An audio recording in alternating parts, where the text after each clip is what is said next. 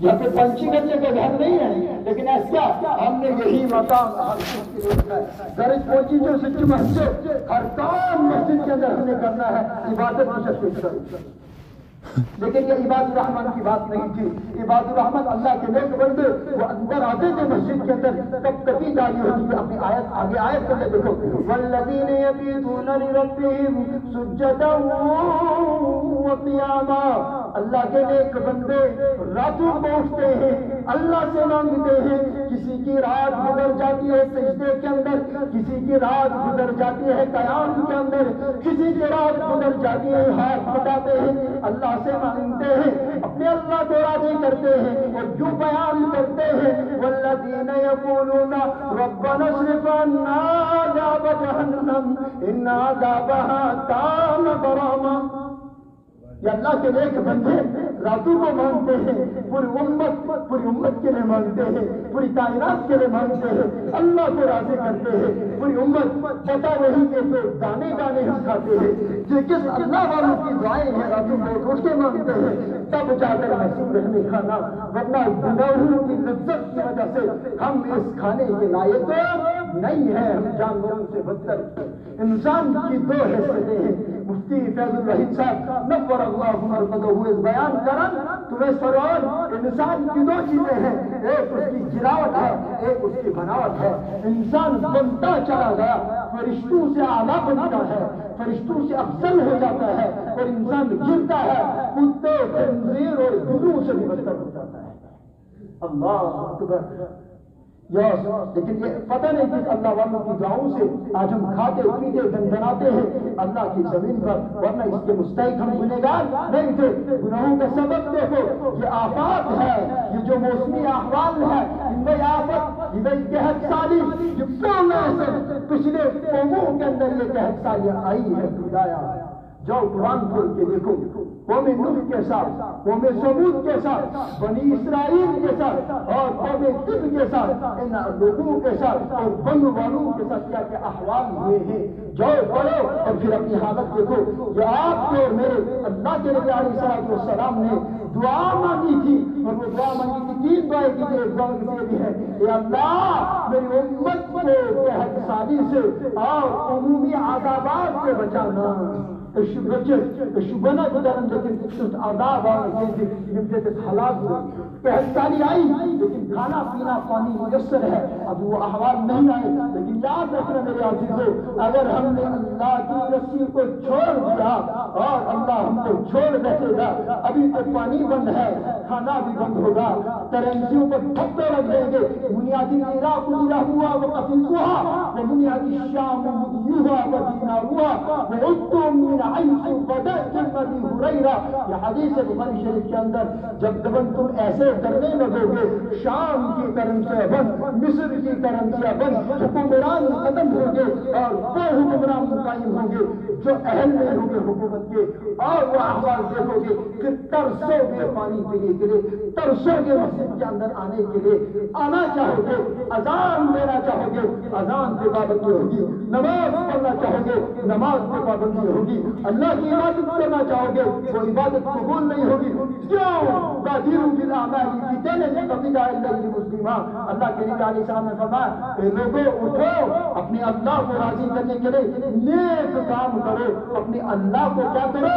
راضی کرو اپنے اللہ کو۔ اور اس وقت کے آنے سے پہلے جب اندھیرا ٹھنڈا چھا جائے گا، انسان عالم انسانیت پر جب انسان صبح مومن شام سے استغفر، شام سے مومن تو صبح استغفر۔ یہ میں نے خود دیکھا، کیا ایک جگہ میں بیٹھا تھا مجلس میں، ایک خاتون آئی، وہ آئی میرے پاس، السلام علیکم، وعلیکم السلام ورحمۃ اللہ، دون مولانا صاحب انس فرمایو دون مفتی صاحب طبیعت کیش الحمدللہ مفتی صاحب چاش ٹھیک ایسا مفتی صاحب کا تم سے برین برمن خود صاحب در شفای کاملا تم سے مکمل ٹھیک میں احنا داش ٹھیک دون واقعی دون مسلمان اللہ کی ذات ایک ہے، سب سے بڑی ذات اللہ کی ہے، لیکن اگر چھوٹا ہے کوئی خدا وہ اصبہ حضرات دون بوڈ خدا کی چوئی لیکن امداد کی لیکن خدا کیا کروں؟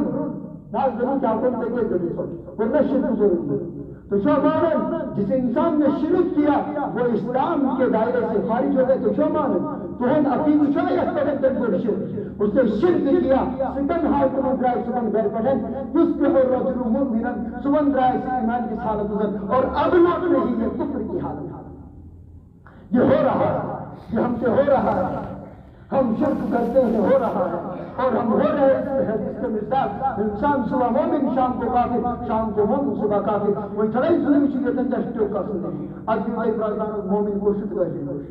یہ حدیث کا مزاج دمن یہ کیسے ہوگا؟ حدیث خود بیان کر دیے جب دینہ بعرض من الدنیا رواہ مسلم رواہ البخاری. دمن جب تم لوگ دین کو دنیا پر ترجیح دو گے ہائی ہائی اس مشروع دین پر اک انسان چھ نماز پڑھن دبا امام صاحب دس پڑھنا استرے رکعت امام صاحب چھ نماز پڑھنا 100 رکعت سائے اس کو میں پڑھنا 100 میں نہ سکت پڑھنا 100 رکعت. میں تو اپنی نماز میں اپنی دنیاوی اعتبار سے 4 دکانوں کا حساب کرتا تھا, میں اس کو 3 دکانوں کے حساب سے سکت پڑھنا 100 رکعت. ہائی ہائی ہائی وشے جنسل نماز نماز یہ نماز نور ہے. جنت میں جہنم میں ما سلککم فی سقر, جہنم کے اندر آنا کیسے ہوا؟ تم کیا قالوا لم نکن من المصلین, ہم نماز نہیں پڑھتے تھے. آشنا امت نسب خارج, امت کیا امت بھٹک چکی ہے. جو نمازی زیادہ ہے نمازی کم ہے. مساجد عالیشان ہے کل قیامت کی علامت ہے, لیکن نماز پڑھنے والے صاحب امام صاحب پتہ سستان کا وہ یا پروس مستری نا جمعہ پڑھنے سے کوئی خدای سے فرض ادا نہیں.